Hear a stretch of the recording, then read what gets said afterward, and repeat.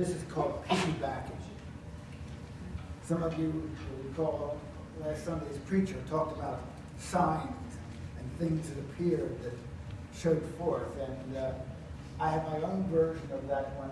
I had the experience of living out in Toledo, Ohio for 8 years. And we can have nice sunsets around here every once in a while. But if you really want to see a sunset, you need to go out where it's flat. And the horizon goes forever in all directions. Then, as far as your peripheral vision can see, there's reds and yellows and oranges that fill the sky. And on the right night, if you look at the right time, the trails of all the jet planes going overhead to Cleveland and to Detroit and wherever, going past us, were overhead, not just one or two, but like dozens of them were up there, new ones and old ones.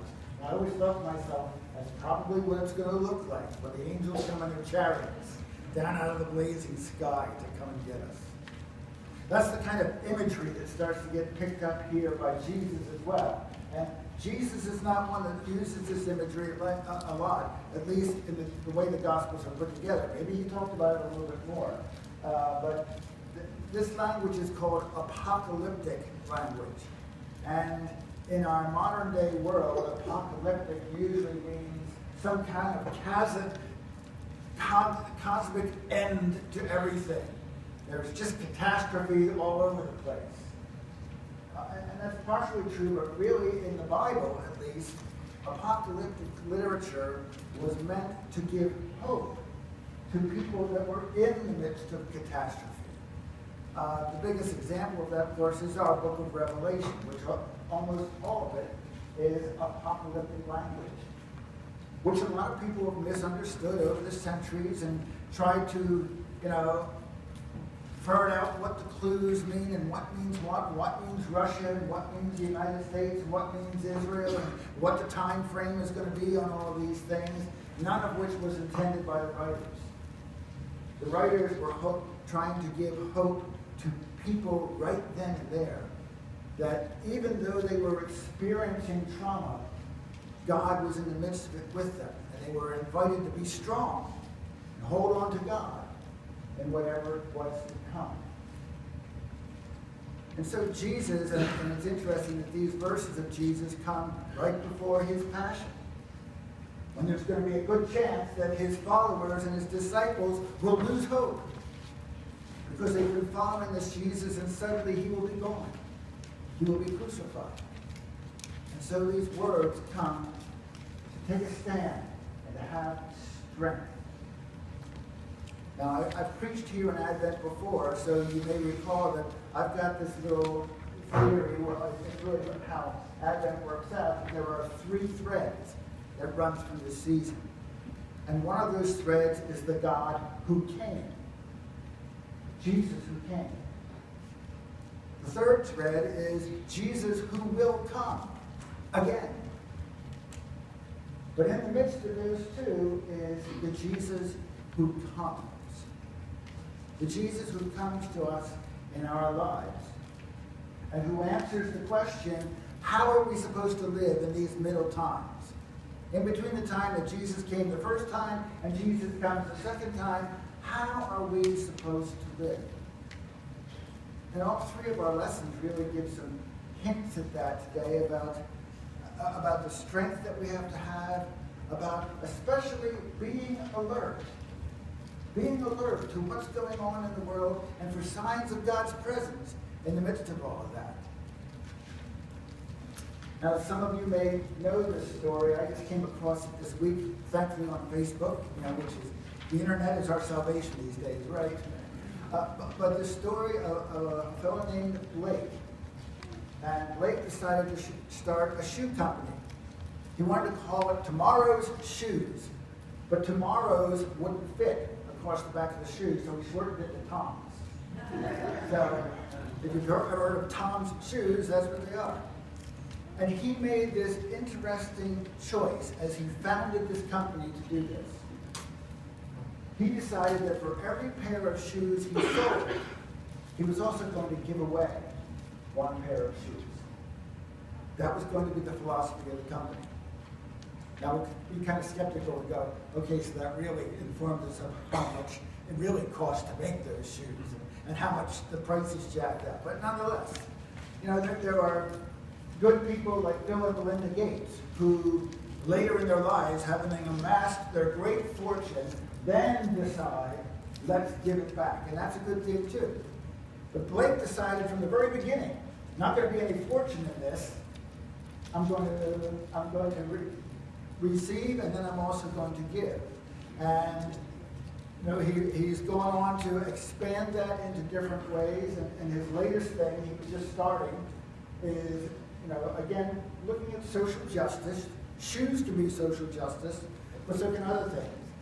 And so they established on their website a place where you can go online, put in your basic information, which would include where you're from, and push a button, and their company will automatically send a postcard to your representative about gun violence.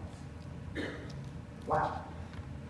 And he said it took them 4 days to design that, put that together, and it could be done. And this is the season when we find some things like this, and there's a lot more than the examples I'm sure I'm aware of. Lawrence O'Donnell, who is on MSNBC, and he advances the campaign, the UNICEF campaign. It's called Time, Kids in Need of Desks. And they're trying to serve the country of Malawi and give desks to these children who usually sit in the dust in schoolhouses and learn, that they're giving them desks so they can sit at desks and put books on desks and write on desks and that sort of thing. And he announced just the other night that they had just this year received $435,000 in contributions for that. Wonderful way that people like that are reaching out. But wait, it even happens here. Go around the corner and open the door and you'll find a food pantry. A food pantry where a congregation of people collects food together and then gives it away. Gives it away to people who are in need. And there are other things that this congregation does to reach out. Being alert and seeing a need reaches out and does such things. Churches all over in this area do that. Now, there's a congregation in Whitehaven that does a congregational or a community meal every week, not just once a month, every week. They serve 200 people at a congregational meal. You may be aware that the ELCA, our Lutheran Church, even has a program called God's Work, Our Hands. Congregations do things all over, but this is one Sunday of the year, usually like the second or third Sunday in September, where they encourage every one of the congregations in the ELCA to do a service project.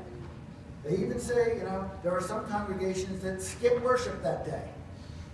Let's get right to the project. They come together and do a brief devotion and then go out into the community and do things. And of course, there's publicity you can get for free, God's Work, Our Hands t-shirts with your congregation's name on the back for the ELCA. Sure, it may be a little bit of a publicity stuff, but it's also a way to just think of the power of all of the congregations, all 11,000 some congregations of the ELCA on the same day at the same time, going out and doing service. Now, if you follow our church's national youth gatherings, which basically were for years and years and years coming together, hearing wonderful speakers, doing workshops and that kind of thing, having some fun and doing some worship and that kind of thing. And over the years, the service component has grown and grown and grown to really take over a good majority of every day, of all 4 or 5 days that they're together. 30,000 youth and adults descend on a city. Imagine the impact they make. Being alert and seeing what's out there and knowing that God has us here to do something about it.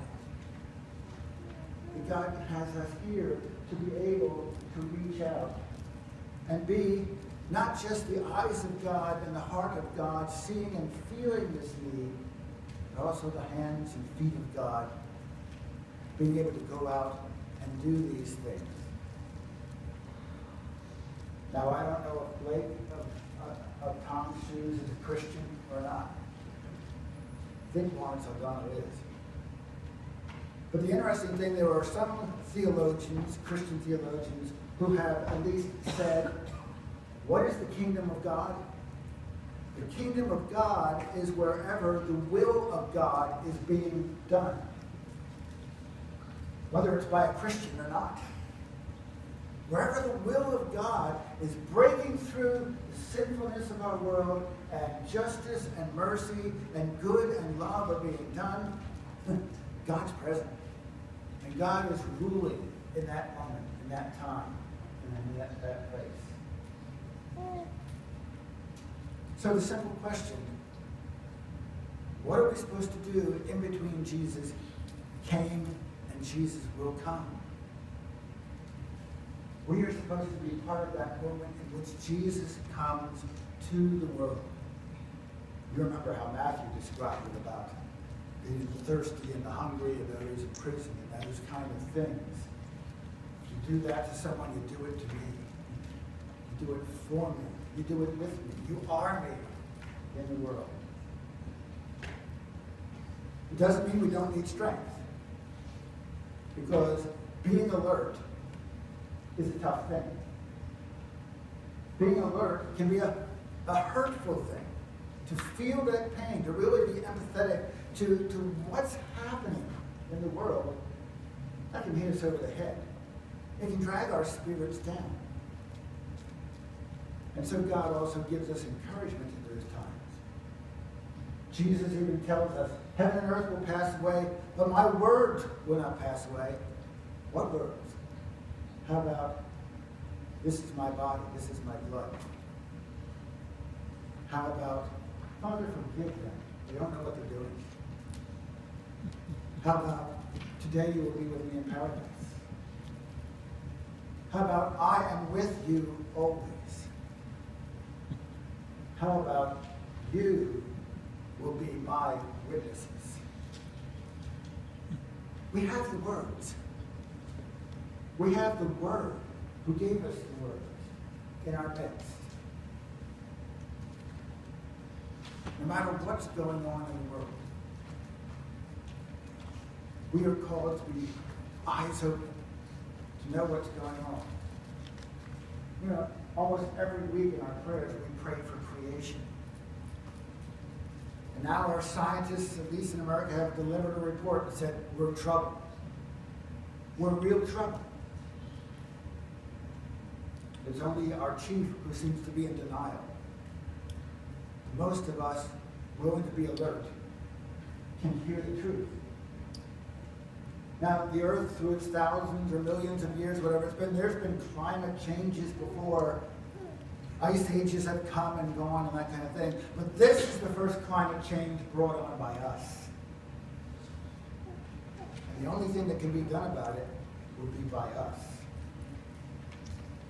To start working back towards God's good intentions in creation.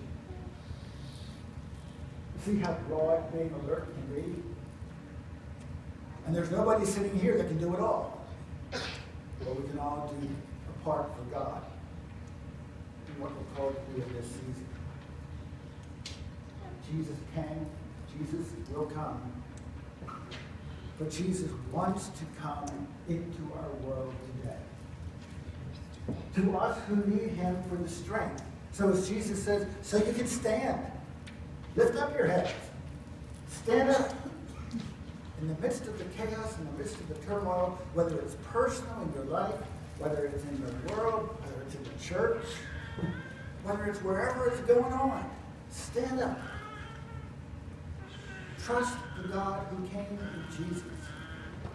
And be about God's work of bringing Jesus to the rest of the world. Amen. Come, Lord Jesus.